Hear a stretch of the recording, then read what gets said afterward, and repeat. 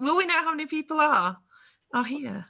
No, I will. You'll be able to see it afterwards. It's tagged you in it. Yeah, it says live, so I believe we are live. Hello, if anyone is out there watching. My name's Kate, and I'm from an organisation called The Base, and my job is Targeted Interventions Coordinator, which is like a fancy word for trainer. So I've also got here with me Sasha. Sasha, do you want to introduce yourself and what you do?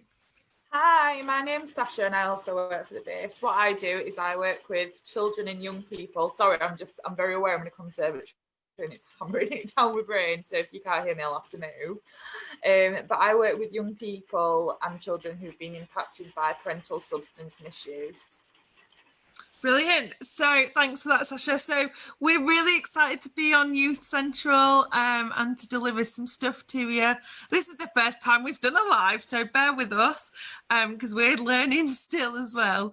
So today we're going to talk about having a safe night out. We're not here to kind of be party poopers and be like, don't go out, don't do this. But we want you to be safe because eventually there'll be a time when it's not coronavirus and actually you can go out again. So just a quick intro about the base and who we are. So we are the Young People Service for anyone in Kirklees up to the age of 21. So we can support you around drugs, alcohol, if you want some advice. We support parents, carers, professionals. We do a lot of work in schools, colleges, we do drop-ins, one-to-ones. We also have Sasha's service, which is children and families, where we work with young people who may have been impacted by someone else's misuse. So we do loads of things and we're here for you. We're confidential, we're very non-judgmental and we're very friendly. And you can free. Oh yeah, we're free. It doesn't cost anything either. And you know, if you are above 12 and you want to work with us, we don't actually have to tell parents or carers because we are confidential. So yeah, our phone number and our like Facebook, The Base Kirklees. We also got Twitter and Instagram as well. The Base Kirklees, we're doing competitions, giving advice on there. You can see the staff of the base get up to ridiculous things like outtakes and stuff like that. So yeah, we're very present on the old social medias. Sasha, do you want to do this bit about harm reduction? Yeah, of course. So as a service, we are classed as a harm reduction service. So we know that young people will use substances, and actually going to a young person and saying, no, don't do that, usually makes them go, I'm gonna do that. So actually what we are is a harm reduction service. So basically we're not going to say just say no, because we found it doesn't work. But on the other hand, we're not also a service that promotes substance use. We are just there to provide support to those who need it. So for example, as harm reduction, it will be kind of going, do you know what, if you're going to take it, you're going to take it. There's nothing we can do about it. It'd be better if you didn't. But if you are going to take it or use it or whatever, these are ways to make sure that you're going to be as safe as possible whilst doing it.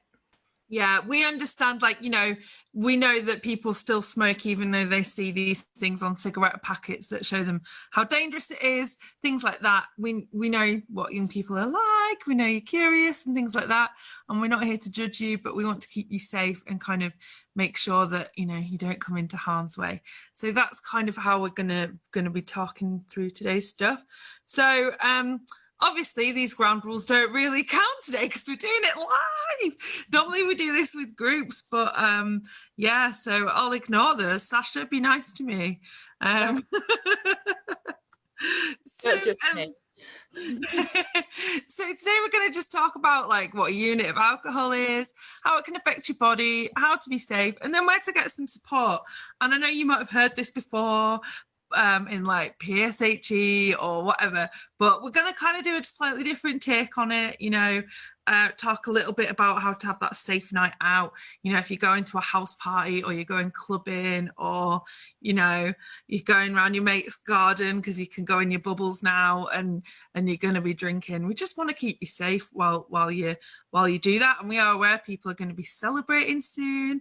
There's going to be lots of things happening. So yeah, that's what we're going to do. So what's a unit then? So you probably have all heard about units. Obviously, like in terms of alcohol, we are talking about, beer, wine, spirits, all that stuff. But I think the first thing that's good to kind of start on is what is alcohol? What is a unit? So a unit is basically how we measure how much alcohol we're actually having. So the government recommends that men and women, all genders, now have 14 units a week and no more than that. So it used to be that people who identified as male got 21 units and women got 14, but that's actually changed now. So everyone is now only supposed to have a maximum of 14. And kind of this is what a unit of alcohol looks like. So if you look on this picture, like your average pint is about 2 units of alcohol. Which is, you can't have more than that and then legally drive. But the law, I believe, is changing. Soon you will be able to have 0 units before you can drive.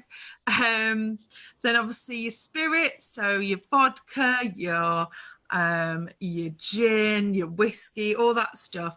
If you were to go to a bar and order a single, that would be 1 unit. I haven't got any unit cups, but we're talking 25 millilitres. Not like that much, and then that much like Kirk. It's probably more about that much. Yeah, I don't have any. It's very small though.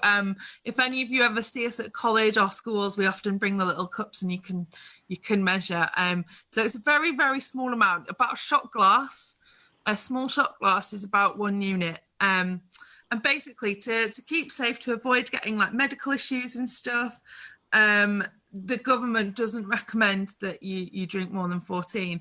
Now they're not saying go and drink 14 in one night, because that's not going to make you feel great. And they're not saying you have to absolutely drink 14 units a week. It's just the limit of what you should be drinking. That's where you should stop. And you should have up to 3 days a week off. Because obviously whenever you're putting alcohol in your body's got to work through all that. So it's good to give yourself a rest. And like we say, try not to kind of have all those in one day, because you will end up very drunk. And it'll hurt a lot the next day. It will. Hangovers are not fun. So with the units, it takes about an hour for that unit to pass through your system. So if you can see on that picture, a bottle of wine is going to take 9 hours to get through your system. If you're to drink a bottle of, say like a big bottle of Ciroc or a big bottle of Absolute, they're about, so they're vodkas, they're about 26 units a bottle. So if you're managing, which is impressive, but also slightly worrying, if you're managing to drink a whole bottle of alcohol, like a whole bottle of vodka, you won't be sober until at least 26 hours later. So if you've got friends who are driving or you drive, you need to think about how safe that is and how legal that is. Is there anything you want to add on units, Sasha? No, I think you covered it all really. I think that one of the main things is, like, obviously we don't know who's going to be watching this, but when you're 17 you learn to drive, and a lot of the time people will have a drink, stay at the friend's house, which is really, really good, not driving under the influence, but then they wake up the next morning, feel okay and be like, oh, well, I'm not in the same position as I was last night. It doesn't matter if I just drive home, it'll be fine. And actually, I think it's between a third and a half, I'm not sure the actual number, of drink driving cases caught by the police of people the next day. So it does happen quite regular, and people do it, like, don't do it in a bad spirit, like they think they're okay to drive, but actually you're putting yourself and a lot of people at risk. That's why at Christmas and New Year's, you always see a lot more police, because on average, a drinker will drink about 26 units over Christmas Day. So that's why you tend to see a lot of police and stuff over like the festivities. So yeah, we also understand that some young people might go on a night out and might drink more than 14 units. And, we want to make sure you're safe if that's a choice that you want to make. That would be considered binge drinking. Something that is quite popular in the UK, definitely. Like, I remember at university, it was very normal to pre-drink a bottle of wine before I had a night out and stuff. So yeah. Really, isn't it? Like, if it's Christmas, you drink. If it's your birthday, you drink. If you've had a really good day, you drink. If you've had a really bad day, you drink. If it's a Friday, you drink. It's something that has been pummeled into us. So it's kind of no wonder that there's so many young people and older people drinking so much. Absolutely, absolutely. So this is kind of a bit grisly, this bit, to be honest, but these are kind of the effects that alcohol can have on the body. Now, we're going to talk about some of the risks of drinking as well, but kind of some of the effects, you know, slurred, incoherent speech. You might hear people go, I love you so much, or things like that.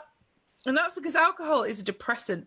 So what that means is it slows down your oh my gosh, words have Central disappeared. nervous system. That's the one. It slows down your central nervous system, which is why things like driving and stuff is so dangerous, because your reflexes are slowed down.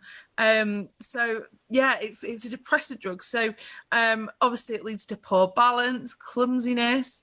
When we do sessions at schools and colleges, we have beer goggles and we often do like little challenges with those. So you can kind of see what it's like. Some people get sick, especially if you've not eaten before. That can be a big thing, can't it? You know, it might be a myth, but it's actually true. Line that stomach before you go out. True. Otherwise, you've got all this acid just attacking your stomach acid, and it's going to make you sick. So if you have some toast or some food before you go out, that is actually going to line your stomach. Have a big meal. Have a Sunday dinner. Like on In-Betweeners when they have a roast. Yeah. So obviously you might have seen this. You might not be a person who drinks, but even if you're not a person who drinks, if it's not part of your culture or your religion, or you just choose not to, it's still good to know about this, because you could actually really help someone. Like if someone does choose to drink, it's good to have that knowledge. So blackouts, memory loss, you know, what on earth happened last night? People waking up just a bit like, oh my goodness. You know, that's a sign that someone's had quite a lot to drink. Yeah. So what happens with that is that it's not that you necessarily have memory loss, it's that, so you've got your short-term memory and your long-term memory, and usually when something happens, it goes into your short-term memory and the brain processes it and put it into your long-term memory. But for some people, not everybody, but quite a few people, it stops that happening. So you will not remember any of it. It'll just never go into your long-term memory. So you wake up the next day and you're like, what actually happened? What happened? What happened? Yeah. Redness in the face as well. So people go a bit red once they've drunk alcohol. Smell of alcohol on the breath. You can always smell it if someone's been drinking like on you, and you're like, oh gosh, smell like a brewery today. Irritability or aggression. So some people, like, drinking actually makes them aggressive. It kind of, you lose your inhibitions there. Tiredness, like it can keep you awake, or actually when you have sleep and when you've been drinking, it's not as good a quality as sleep. Some people think it makes them sleep, whatever, but actually it's not very good quality, because your body is working overtime to try and process all that alcohol. An impaired job performance, or college or school. So if you're going in on a Monday after a big bender at the weekend, you can guarantee you're not going to be 100%. So yeah. Then you've also got things, you know, like this is we're talking is very long-term effects if you are using over a long period of time. So you've got the risk of becoming addicted, or what we would say dependent on alcohol. Memory loss, heart problems, weight gain, because alcohol, a lot of people don't realize that alcohol is full of sugar. Really bad. It's really bad. I think the average pint is about a Twix. No, is it like a Mars bar per pint or something, or a sausage roll? I read somewhere. I think there's a pizza in one of the drinks. I can't remember. Not literally a pizza, but the value of the sugar and the carbs in it are very, very strong. So it can affect your body, and we're talking kind of, this is worst case scenario. You've been using a long time, you know. So if you do start to notice some of these kind of issues, you really want to go get some support, because we don't want this to happen to you. And by kind of being careful and safe and following the government guidance, you're really going to reduce your risk of these things happening, and as well as mixing drugs as well. So a lot of young people talk about how they might mix cocaine or ecstasy or like all the substances. What did you say? Shouted ketamine out. Ketamine, yeah, NOS. Other, the more you put in your body, the harder your body's actually got to work to sort it out. And one big thing with cocaine is if you mix that with alcohol, it actually makes its own new drug called cocaethylene. And what that can do is increase your risks of heart attacks and make you drink more, but not in a kind of good way. And the effects can last for a very long time. So we would never recommend mixing substances. So if you're going out to drink, just drink. You put in your body at a lot of risk if you're choosing to kind of add another substance to that. So some of the other risks with drinking, What do you take on a things. night out? What do you take on a night out, Katie? What would you take? So phone, Yeah, a lot of money. money, some of my cards, cash. I'm type 1, so I'd take like my medical kit, my diabetes kit out with me. I I might always take, take an expensive lipstick. yeah, makeup. I'd normally have quite a nice clutch bag if I was going out. Yeah. Back in the old days, it was a digital camera. Do you remember them? Yeah. But, my house keys, things like that, all things that like are important to get me home safely, because you need money for a taxi, you need your house keys to let you back in, you need your phone if anything goes wrong. And like I've lost phones on nights out. It's devastating. And I I need wouldn't my do that. lipstick. You lost your lipstick, was it MAC? No, it was a Kylie Jenner one. It was the only one I ever had because it just broke my heart when I lost it, and I was like, I can't risk losing things like that again. Yeah. So there is a good chance that when you're drinking, you're going to lose stuff because you're not as careful, are you? If you're like me, you're clumsy or fall over, things will fall out of your bag and you just don't pick them up. There's also the risk of people robbing stuff from you because they can see that you're vulnerable. So that is a big risk. I don't know if you ever saw, but when I was at uni, these things came out called phone bungees, and you'd like put your phone in it and it was like a bungee cord. So you clipped it to your bag and stuff. So then you could like get your phone out and it was on a bungee so you couldn't lose it because it was attached. Really cool. God, that is actually brilliant. I know, you could get them on Amazon, #not spawn.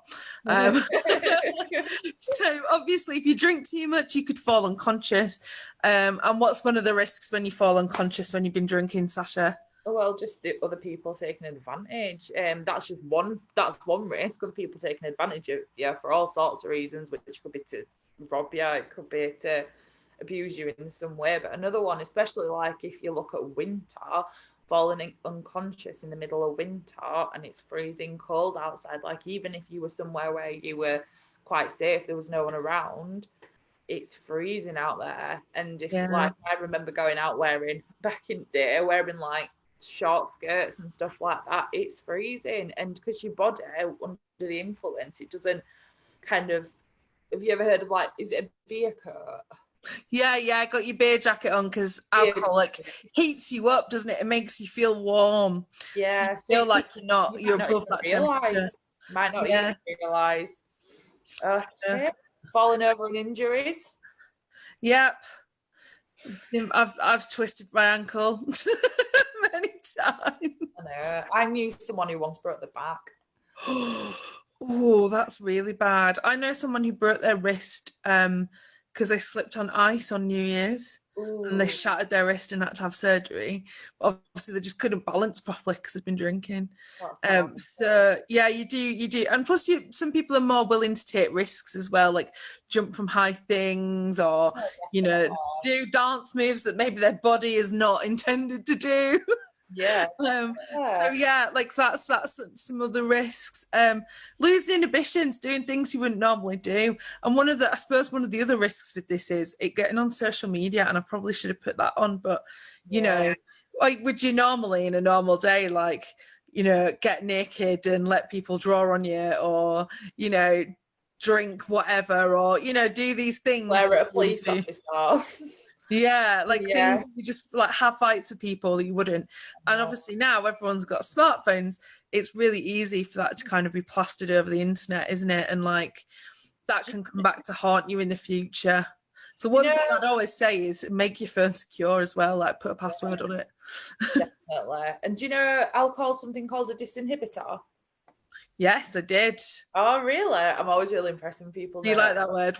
Yeah, I do like that word. I absolutely The just fancy word for losing inhibitions, disinhibitor. Yeah. Yeah, but it's basically where you just don't see the consequences to your actions. So, like I always say with my kids, like, so there's a window here, like, oh, if I said to you, would it be really funny to jump through that window? You'd be like, no, that's not funny. And I'd say why, and you'd say because obviously it really hurt. I'd get into a lot of trouble. But when you've had a lot of alcohol in your system, there's something in your brain that just doesn't click those things together. So you're like, yeah, I will do that because it'll be funny. And obviously the next day, it's like, oh my gosh, I've just smashed a window.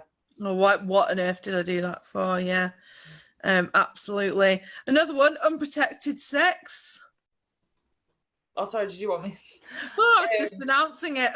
Yeah, So cool. obviously, you're more likely to do, like, it's part of that being a disinhibitor, isn't it? You're more likely to go kind of into situations like having sex. You maybe get caught in the moment, don't think about using Meet new protection. people. Yeah, with people maybe you've not met before, things like that.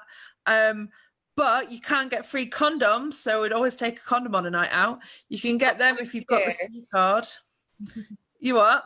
Just in case. Just in case, just take one anyway. Do you know what I mean? Like, if you don't use it, it doesn't matter. You've still been sensible.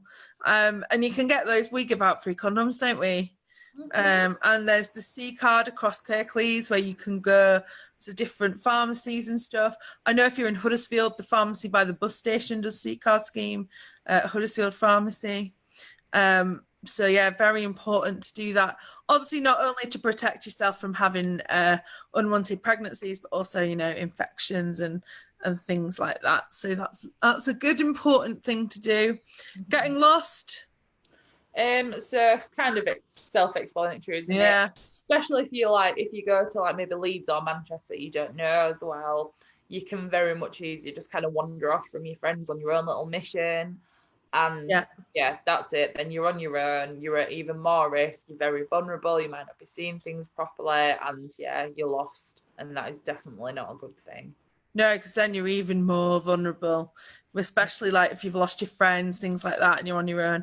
It can be quite a dangerous situation to be in. Getting arrested, like we said before, doing things you wouldn't normally do, being a bit more like confident with how you speak to people, but not necessarily the right people, getting into fights, which leads on to the next one. Some people actually go out with the intention of having a fight, don't they? Oh, yeah, I don't get it, but that's just me. So that's how some people get a bit of a thrill, but the alcohol can, like I say, disinhibits you. So some of those feelings that you're maybe like suppressing, like anger and things like that, might come out. You might get these intense feelings of rage, especially if you're mixing with other substances as well. So like cocaine and alcohol are like a really good combination if you want to get really aggressive and angry. So yeah, being spiked, I've got a whole slide on this. But so we'll talk about that in a minute. Yeah, cool. Spending lots of money. You always go out with the best intentions. You've got 25 quid. After that, it's done. And then you spend your 25 quid, but you want more. You're having a good night, and then your debit card comes out, and that's like borrowing money off friends. And then at the end of the night, you've spent £130. You've got a banging headache the next morning, and that's that. And nothing to show for it, apart from when you get your bank statement and you're like, oh, £30 at Camel Club, £30 at the parish. So, what I would suggest with that is, have a budget and stick to it. And I always not that I party much anymore, but when I was young and I did, have £10 to get me home and get me like pizza on the way home. So I made sure no matter what, I could get home, and I always had that in like a separate pocket of my clothing. So the law, obviously it's illegal to give alcohol to under 5-year-olds. That does not mean that if you get someone over 5 drunk, that's okay. You will still get in trouble for that. But the only reason that they did that, they put that law in place, there used to be no underage, but there was a thing for years and years, when babies were teething, you put vodka or whiskey or whatever on the gums or something, yeah, to make them feel better, which actually I don't think that they would have, because even so, it's not very nice to taste. But yeah, That's why under 5. No, that's good because a lot of people do think that that's okay, don't they? Obviously, if you're under 18, it's illegal to buy alcohol. So shops, supermarkets, bars, off-license clubs, restaurants, and buying online. It definitely is harder now because you've got the 25 age limit, so they will ID you if they think you look under 25. And I think that's just because people look older than they are a lot of the time. And I think with that, we've seen a lot more people going to house parties and stuff, haven't we? Yeah. But yeah, so it's also illegal to buy alcohol for someone under 18 in a licensed premises. So, for example, if you're going out with your mate's 18 and you're 16 and they're buying you alcohol, they are breaking the law. And the bar you're in could lose its license and your friend could get prosecuted for that as well. So the only exception, which is why I talk about the in-betweeners, is because you're allowed a beer, wine or cider with food if an adult is present. One beer, wine or cider. Yeah, one. And the adult has to buy it for you and be present with you. So if any of you watch the In-Betweeners where Will's like, we'll take 5 Carveries, please. So they can have their 1 pint in the pub and they have to get the guy to come and sit with them. Yeah, it just always reminds me of that. But you can have one drink, not like a whole bottle of wine or a bottle of vodka, you know, one drink with your Carvery. So that's just important to know. So yeah. So drink spiking. So this one, like, it's underreported. So we know it happens. We know lots of reasons why. So, for example, some of your friends might think it's funny. So one of the most common ways is like maybe you're out and you ask for a vodka and coke and you ask for a single. Someone brings you a double. That's drink spiking. You're at a house party, you're drinking Coke because you don't fancy drinking and someone puts a drink in there, or, you know, someone's topping up your drink without you knowing. Those are all drink spiking, and a lot of times young people do it to be funny, to get their mates drunk and stuff like that. But actually that is drink spiking. It's illegal. And very dangerous because you don't know, you know, if that person has any allergies or has any like medical needs or anything like that. Or driving. I've got a friend who's allergic to alcohol, so if I did that to them, like, I could make them very poorly. Yeah. So there are other reasons, obviously, like if you're out and about at a club, a party, whatever. Some people go out with the intention to spike people, so it might be for sexual assault. It does happen, you know, there's been lots of cases in the media lately. It might be robbery, things like that.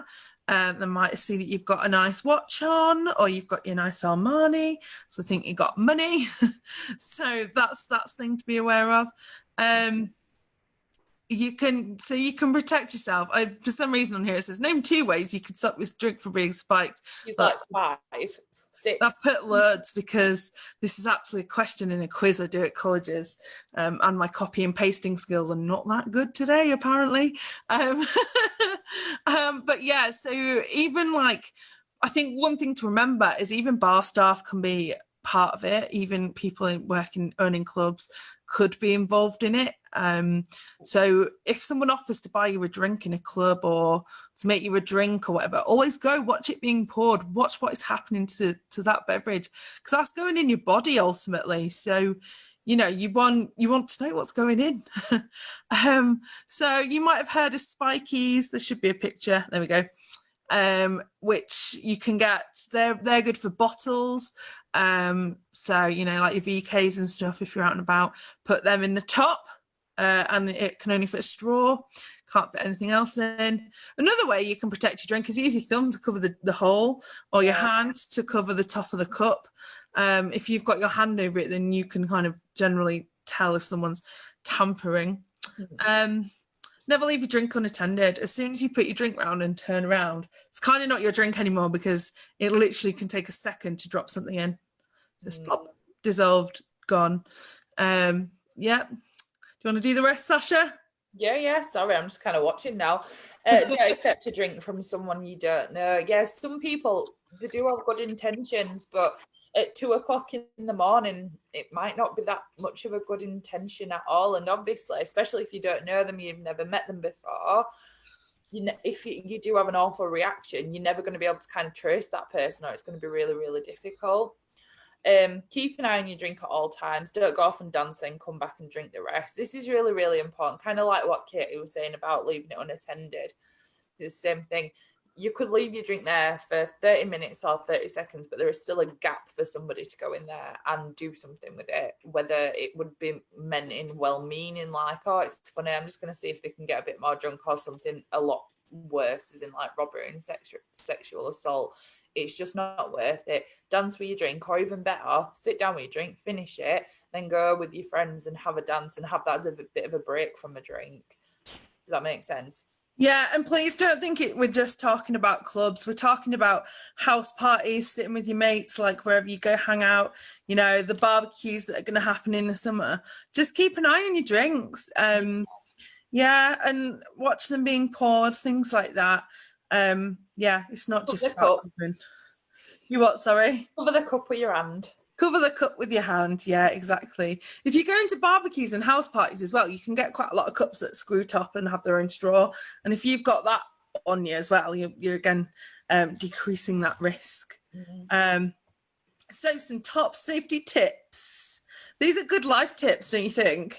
Yeah. Do you want to do like one does one and one does the other? Yeah, go on then. So I'll start then. So keep your phone charged so you can ask for help if you need it, and get a battery pack, a power bank, like, because you can get the little ones that fit into your handbag that look like a lipstick, like, or, you know, for blokes or whatever, they're not very big. You can just shove them in your pocket.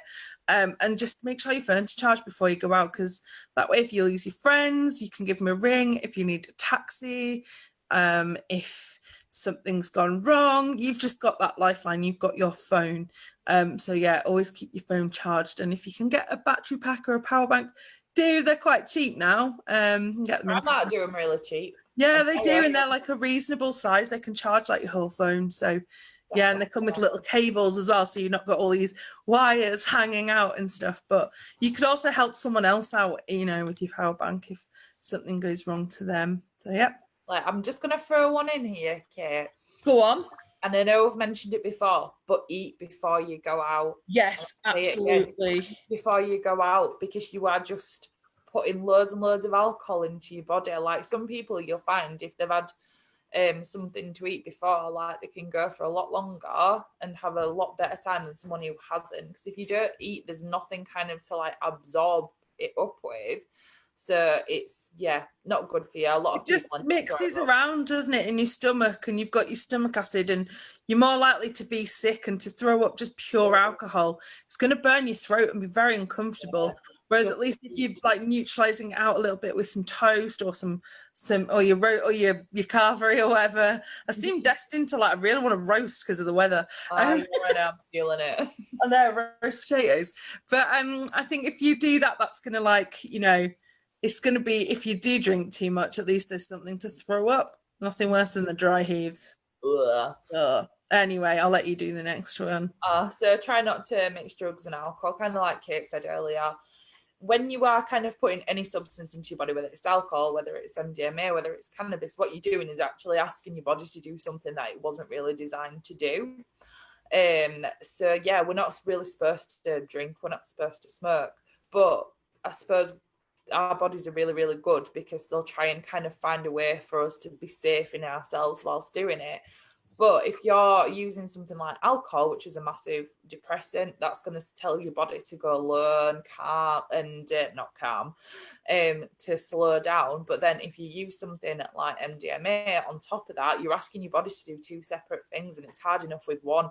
So you'll find you do a lot more damage by using two things rather than one thing, and you don't get the same effect. So some people do drink and then take a stimulant drug, but actually they don't find themselves getting drunk. It's just something to kind of do whilst they're under the influence of a substance. Just choose one. I mean, I think a lot words. This is why there's always outtakes when I'm doing videos.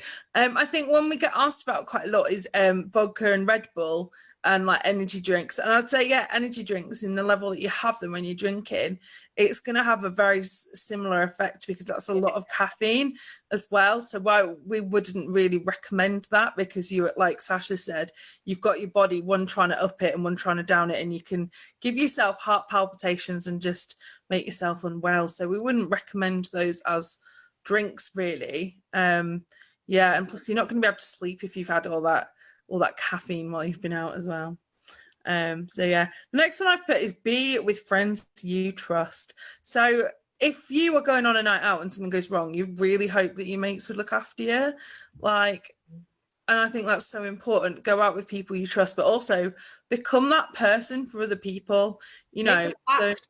yeah, absolutely. Like if someone if you get lost, we'll meet in this meeting place, or you know, have a code word if there's someone there who is making you feel uncomfortable, or you know, have a bit of a look after each other, basically. Because you never know what could go happen or when things could go wrong, or you know, so yeah, be a good friend and have good friends. You'll know the friends who are good for you because they'll look after you. Yeah. Okay, remember the law. So on a Saturday night when it's 2 o'clock in the morning, it might seem really, really funny to grab a handful of McDonald's salt and throw it at people. It's not going to be really funny at 7 o'clock the next morning when you're in a cell after arguing with a police officer. It's not going to be that funny then. Yeah, there's a lot of people that break the law when they're under the influence that had never even consider it when they were sober. Just be aware if you are going to drink, something that I suppose I know works for a lot of people is kind of reminding yourself constantly, step back. Am I doing this because I'm drunk, or am I doing this because I actually want to do this? Would this be something I did if I was sober? And if the answer is no, well, that's pretty much where you should go with it. I think one of the common ones that happens is people go for a wee outside and they don't realise. Yeah, you always see it. So you'll see people in doorways having a wee, you know, people squatting on the road because they're desperate, because obviously when you drink alcohol, it's diuretic and makes you want to pee a lot. But if you get caught doing that, that's illegal. That's indecent exposure. Yeah. It's not okay to just go wee in the street. On social media, you don't want that on social media. No. Also, like running around naked and stuff, I wouldn't recommend doing that. A lot of people do dares and things because they think it's really funny. But yeah, this is just a good one to remember.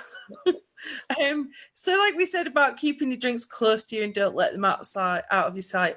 As soon as you put that drink down, game over. Same with like mind sweeping and stuff. I know people like do that, you know, to get free cheap drinks or whatever, but yeah, I wouldn't recommend it. It's risky. I know some nightclubs as well have like places where you can store your drinks when you go for a cigarette. Wouldn't recommend leaving them there because anyone can tamper them. Some people also spit in the drinks if they're about to leave them and don't want them, but don't want anyone else to have them. Just keep in mind. Oh, that's awful. It's disgusting. I've never seen that, but that is gross. I know. So yeah, like don't finish your drinks before you go for a cigarette or whatever. It's not worth it. Leaving it on a shelf for someone to spit in. Oh, yeah. Go on then, Sasha. Plan your journey home. Yes, and like a night out that's just kind of off the cuff, only decided 10 minutes ago. Yeah, it's going to be really fun, but make sure that you know how to get home, because you don't want it to be 5 o'clock in the morning. You haven't got a phone, you haven't got your money, you've got no money left, and you sat in the middle of town and you've got no way of getting home, no way of contacting. And it's raining, like it is always raining. So make sure that you've got like a tenner on your back pocket, plan for it. You don't touch that money. That is the money to go home. Or if you're going with a friend, like both, but like save a bit of money anyway. Yeah, make sure that you can get home and plan for being able to get home. That's more important than planning the night out. Yeah, absolutely. Because obviously, if it's 5 in the morning and you think, oh, it's fine, I'll walk home, and you're drunk and it's cold and it's raining, you are so vulnerable then. You know, you might do things like get into a car or, you know, someone you don't know, things like that. There was a story about someone in Huddersfield who actually fell asleep in a bin in Huddersfield, and they were never seen again. Because I'm not even going to go there, but it was pretty grim. But yeah, so just plan your journey home. Always have a tenner ready for your pizza or kebab and your taxi. Luckily, we live in Huddersfield or Kirklees, where taxis are not too expensive. And, you know, if your phone's charged, at least if you don't have any cash, you can always use Uber as well. So that's a good one to remember. Yeah, and if you get a designated driver, make sure that they are not planning on drinking before. Absolutely. And a lot of clubs as well now, if something goes wrong and you've left the club, whatever, you can't get home, a lot of the clubs, they actually have people who'll like make sure you can get home and things like that. So yeah. Call 999 in emergency, which takes me on quite nicely. Whoa, what have I just pressed? Oh, I don't know. I've never done that before. We'll have to do that live, don't I? So if there's an emergency, it's 1:45. it's all right. We're nearly at the end now. If there is an emergency, call 999. Guess what? You won't get arrested. They're just there to save your life. They might you think know- you're a bit daft, but do you know what? If you've gone and done silly things in a club, they probably do too. What's one more person? Exactly. And like one of the most important things to remember is the recovery position. If your friend is passed out and they're vomiting and they're lying on their back or whatever, they could choke on it, and actually that could cause them to stop breathing and could cause them to die. So we'd always recommend put them on their side, recovery position, keep those airways open. It's better than, you know, throwing water on them or drawing on their face with a Sharpie or Shaving their eyebrows. Shaving their eyebrows or putting them in the shower. Please put them in the recovery position and call for help, just to make sure they're okay. And one of the last things is like, you know, how do you know if you're doing too much? Well, if you think you may be doing too much, you know, think about when do you need to start drinking? Are you drinking every day? Things like that. And if you're wanting to cut down, you know, you could write diaries, kind of help you keep track of how much you're drinking. Set yourself a limit. So it could be that on a night out, you're like, right, I'm only going to have 3 pints, things like that. One other thing we forgot to mention is try and drink a non-alcoholic drink as well in between your alcohol ones, just to give your body a chance to catch up and to keep hydrated. Because like we said, alcohol is a diuretic, which means it makes you pee and it makes you dehydrated, which is why you have a headache in the morning. Yeah, your body will thank yourself for drinking lots of liquids. So yeah, set yourself a limit, stick to it. Try and have at least 3 days off a week. Eat something before you drink. And like I said, have water or a soft drink between alcohol drinks. Try drinking slowly as well. Like, what is the rush? The more and quicker you drink, the more money you're going to have to spend as well. And probably the earlier you're going to have to go home. Yeah. And probably more embarrassed you're going to be. And also try, you know, low alcohol or alcohol-free drinks if you want. There's lots to try from. You don't have anything to prove to anyone. Like, how much you drink is not equate to your worth or how popular you're going to be. Do what's safe and what's comfortable. And who's going to look more stupid at the end of the night? The person who's still kind of got themselves together and can kind of navigate, or the ones thrown up behind like a toilet? The bins, the bins by McDonald's, yeah. So basically, that's pretty much all we've got to say on it.